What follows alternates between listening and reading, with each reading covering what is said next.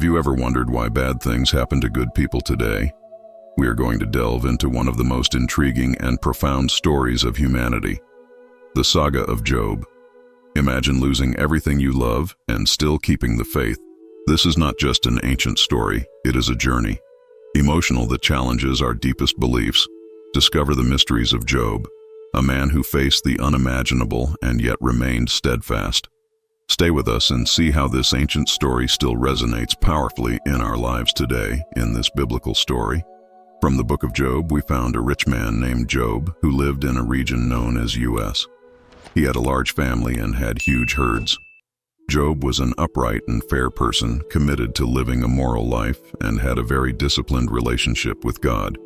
In the land of U.S., he lived a man whose name was Job. This man was blameless and honest. He feared God and avoided evil. He had 7 sons and 3 daughters. He had 7,000 sheep, 3,000 camels, 500 yokes of oxen, 500 donkeys, and a large number of servants. Was considered the greatest among all the people of the East. Job's children used to hold parties in their homes on their birthdays and invited their 3 sisters to eat and drink with them. After a period of celebrations, Job organized a purification ritual for them. Very early in the morning, he offered a burnt sacrifice for each one, thinking, maybe my children had sinned and cursed God in their hearts. This was Job's constant practice as described in the first chapter. Verses from 1 to C. God highlighted Job's virtues to Satan. However, Satan argued that Job was righteous only because God favored him abundantly one day. The angels came to present themselves before the Lord, and Satan was also among them. The Lord asked to Satan, "Where do you come from?" Satan answered the Lord, "Walking throughout the earth, coming and going through it." Then the Lord said to Satan, "Have you noticed my servant Job? There is no one on earth like him, an upright man who fear God and avoid evil. Does Job fear God for no reason?" Satan replied, "You didn't put a protection around him, his house and everything he owned. You blessed everything he did, and his flocks and herds spread across the earth." These dialogues between God and Satan are narrated in the book of Job, chapter 1, verses 6 to 10. Satan challenged God, saying that if he were allowed to inflict suffering on Job, he would change and curse God. God allowed Satan to torment Job to test this used statement, but forbade to take Job's life. "But stretch out your hand and attack everything he has, and he will certainly curse you to your face," said the Lord to Satan. "Very well. Then everything he has is in your power, but do not lay your hand on it." The man himself. Then Satan left the presence of the Lord. These events are described in the book of Job, chapter 1, verses 11 and 12. Job received 4 news in a single day, informing that his sheep servants and 10 children had died, victims of robber invaders or natural disasters in one day, while the Job's sons and daughters were feasting and drinking wine in their oldest brother's house. A messenger came to Job and said the oxen were plowing and the donkeys were grazing nearby when the Sabaeans attacked and took them away. They killed the servants with the sword, and I was the only one who escaped to tell you. While he was still speaking, another messenger arrived and said, the fire of God fell from the heavens and burned the sheep and the servants, and I was the only one who escaped to tell you while he was still speaking. Another messenger arrived, the Chaldeans. They formed 3 attack groups and made a surprise attack on their camels, taking them away. They killed the servants with the sword, and I was the only one who managed to escape to inform him. Still speaking, another messenger arrived, saying his sons and daughters were celebrating and drinking wine in the elder brother's house when suddenly a strong wind came from the desert and hit the 4 corners of the house. It collapsed on them, and they died. I am the only one who escaped to tell you these tragic events are described in the book of Job, chapter 1, verses 13 to 19. In his mourning, Job tore his clothes and shaved his head, but still praised God in his prayers. Then Job got up, tore his cloak, shaved his head, and prostrated on the ground. He worshipped, saying, "Naked I came out of my mother's womb, and naked I will depart. The Lord gave, and the Lord has taken away. Blessed be the name of the Lord." In all this, Job did not sin, nor attribute any fault to God. This answer from Job is in the book of Job, chapter 1, verses 20 to 22. Satan appears in heaven again, and God gives another opportunity to test Job. This time, Job suffers from terrible wounds on his skin. Job's wife tries to persuade him to curse God and give up on life, but he resists and tries to bear his sufferings. Two plots are skillfully intertwined, one heavenly and one earthly. The events on earth are the result of something that has already occurred in heaven, just like war on earth immediately after a conflict in heaven, as in the book of Apocalypse. Eliphaz, Bildad, and Zophar. 3 of Job's friends arrive to console him by sitting with him in silence for 7 days out of respect for his mourning. Job speaks on the 7th day, starting a dialogue in which each of the 4 men offers poetic descriptions of their problems. J curses the day of his birth, comparing life and death with light and darkness. He wishes he had never been born and that his birth had been shrouded in darkness, feeling that life only increases his agony. He responds that Job, who previously comforted others, now admits that he was never really aware of their suffering. He concludes that Job's pain must be due to some sin he committed and recommends that Job seek God's favor. Bildad and Mockery agree that Job must have committed some evil to provoke God's justice, and argue that he should try to demonstrate more innocent behavior. Bildad supposes that Job's sons brought death upon themselves. Even worse, Mocking insinuates that any mistake Job committed would deserve much more pain than the one he received. Job reacts to each of these comments so angry that he calls out his supporters. Job calls his friends useless, doctors who mask their help with lies, as described in the book of Job, chapter 13, verses 1-4. My ears have heard and understood this, what you know. I also know I am not inferior to you, but I wish to speak to the Almighty and argue my case with God in the yet. You defame me with lies. You are all useless doctors. Job questions why God judges people based on their actions when he could easily correct or forgive those actions. Job is perplexed as to how a human being can completely satisfy God's justice, given that God's ways are mysterious and beyond human understanding. Furthermore, humans cannot convince God with their words. God is not deceived, and Job admits that he does not even know himself well enough to plead his case before God. Job longs for someone who can mediate between him and God so that he is not condemned to exile. The underworld. Job believes that in heaven there is a witness, the Redeemer, who will attest to his integrity, as he expresses in chapter 19, verse 25. I know that my Redeemer lives and that in the end he will rise upon the earth, and in chapter 16, verse 19. Right now my witness is in heaven. My advocate is on high. The suffering becomes unbearable for Job, and he becomes bitter, anxious, and scared. He laments the injustice of God allowing evil people to prosper, while he and many other honest people suffer. Job wants to face God and protest, but cannot find him physically. He thinks that wisdom is hidden from humanity, but decides to pursue it, fearing God and avoiding evil. Eventually, God intervenes in divine dialogue from the first round during his speeches. Job asked God 36 times to speak to him. Now his wish is granted. Both times, God speaks to Job. This happens in the middle of a storm. There is a certain humor in the way God addresses. Job is reminded by God that he is the creator of everything. God goes through his impressive activity of creating and sustaining the world, asking Job if he could equal this work. He ends by asking if Job is in a position to judge, saying that it is impertinent for Job to believe what God. He should explain himself to him. Job is made to feel very small. Eventually, Job responds, I am unworthy. How can I respond to him? I put my hand over my mouth. I spoke once, but I have no answer twice. But I won't say anything else in the second round. God doesn't talk about himself as creator, but about 2 of his creatures. The speech is full of humor. Once again, he asks Job about his thoughts regarding the hippopotamus, the behemoth, and the crocodile, the leviathan, as if these incredible beasts held the answers to the great life's problems. Job is reminded that he cannot understand God, nor the animal world, much less the moral world. Yes, God's main point is, why are you trying to argue with me?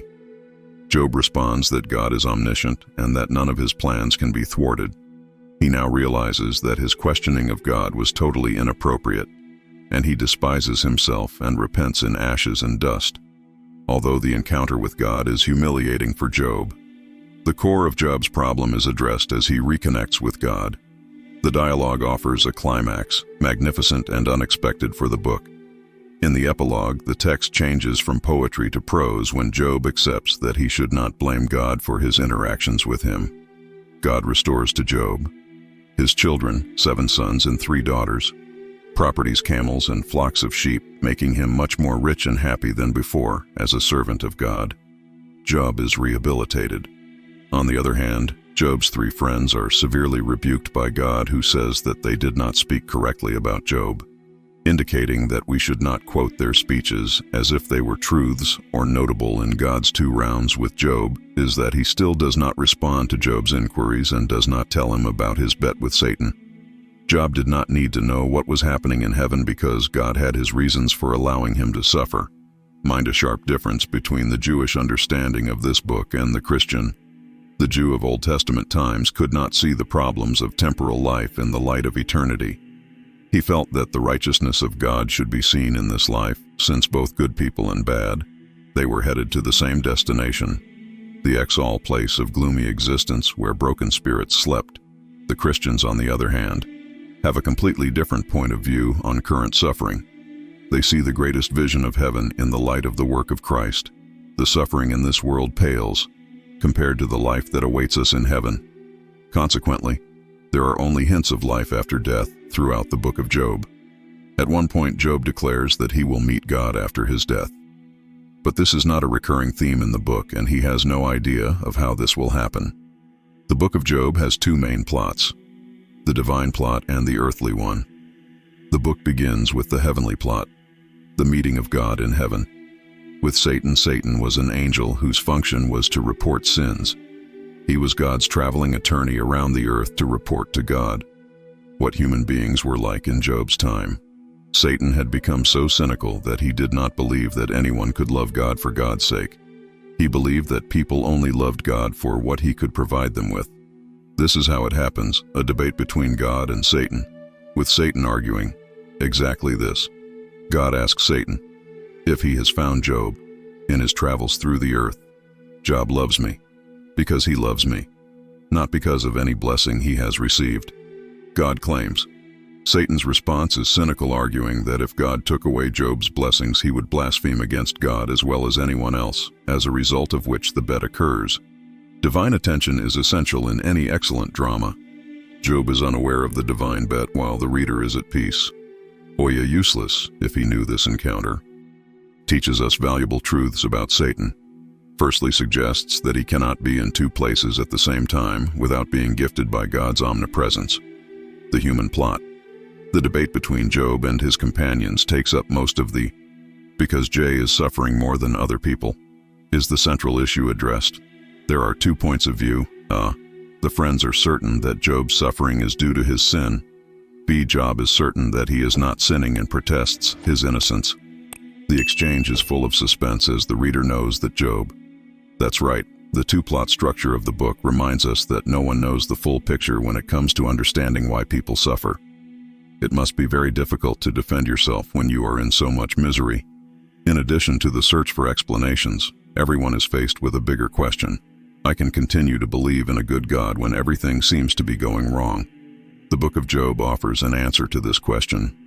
What was Job's greatest pain? This clarifies the importance of this topic. It was a physical confrontation.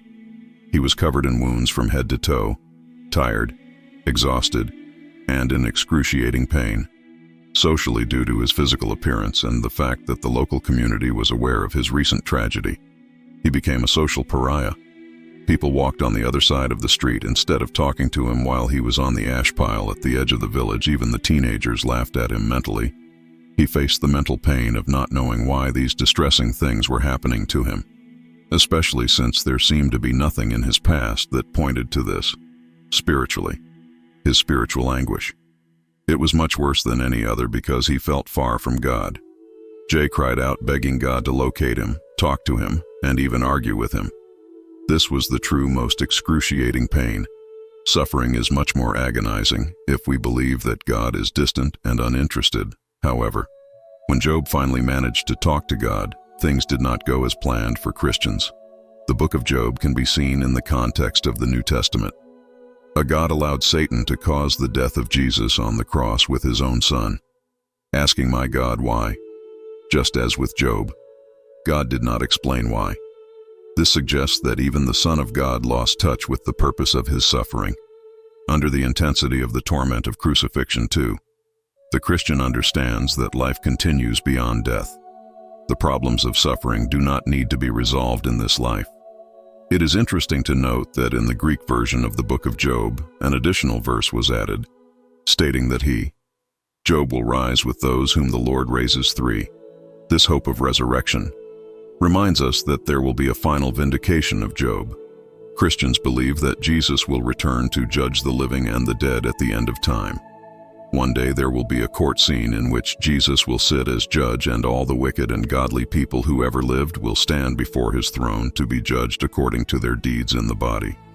Then everything that Jay longed for is about to come true. God's justice will be applied to the entire human race in a public demand for justice. We have just explored the depths of the story of Job, a journey of faith, suffering, and redemption that touches the soul and challenges our understanding. If you have felt inspired, intrigued, or even questioning, know that there is much more to discover. Every story we share here is a new opportunity to look inside ourselves and the world around us. Don't miss a moment of these fascinating explorations. Subscribe. Now give a like if you connected with today's story, and share in the comments how it impacted you. And don't forget to share this video with someone who, like you, loves unraveling the mysteries of life and faith together. Let's continue this journey of discovery and inspiration. Thank you for watching. See you next time. And as we close another chapter together, I know some questions may still echo in your mind. You may be wondering how you can navigate the complexities of spiritual life and unlock a path of abundance and blessings. The journey is challenging, but you don't have to walk alone. In the comments, you will find a powerful key to this door that many seek to open. The ebook Discover Prosperity with God, the definitive guide to overcoming spiritual challenges and living an abundant life. This is not just a book, it's the fruit of years of research, profound experiences, and revelations that are now within your reach. Imagine overcoming the barriers that impede your spiritual and financial growth. Think about the comfort and security of living a life aligned with the promises of prosperity that were destined for you. This ebook is more than letters on a page. It is a map to the treasure you deserve. Be part of the many who are already walking a path illuminated by faith and knowledge. The power of transforming your life is just a click away. Check it out now in the comments and start your journey to a life of fullness and prosperity. Remember, prosperity with God is not just a distant dream. It is a promise waiting to be fulfilled, and with this guide, it's one step further, close to making it a reality. Your success story starts today.